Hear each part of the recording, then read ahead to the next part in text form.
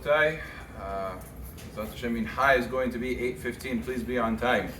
The Halacha we were discussing yesterday, we said that the rules of Muktze are established, are set during twilight of Friday afternoon, right, as the sun sets. That's when we determine what the status of Muktze is. So anything that was Muktze at that time, it cannot revert back to not being Muktze in the middle of the Shabbat, because it was already set and established at the beginning of the Shabbat that it was Muktze, and it retains that same status of Isur all throughout the Shabbat. That's the general rule of Migodeit Katsae. And we said examples of fruits, we said examples of raisins that you put on the roof in order to go ahead and dry it, and it becomes inedible in the beginning of the Shabbat, so therefore it remains Muktze the entire Shabbat. I said there are exceptions. There's a case that Chacham Ovadia talks about of wet clothing. So wet clothing, the halacha is, people don't know this, a lot of people aren't aware, if it's very wet, it's not like a little bit moist or damp, but it's wet, it's a little soppy wet, where you can go ahead and basically squeeze water out of it, it becomes muktze. And the reason it is muktze is because the Chachamim were very concerned that you might come to squeeze it.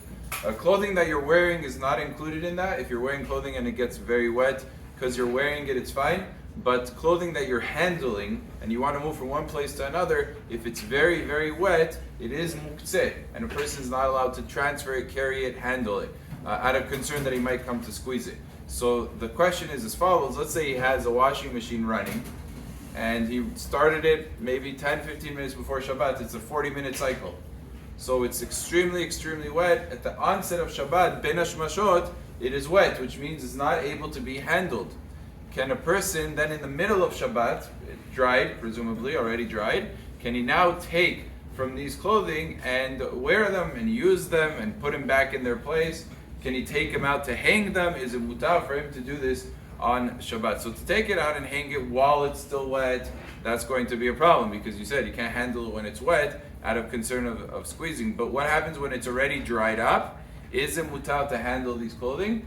So Chacham Ovadia writes that in this case it is permitted, and the reason is because it's really two considerations.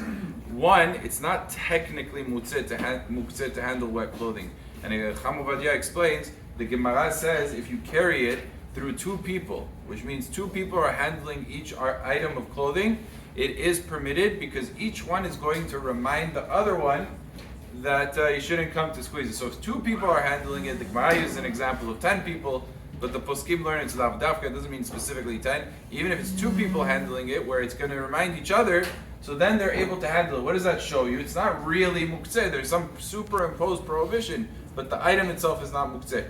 And therefore one would be able to handle it once it's completely dry, even without another person.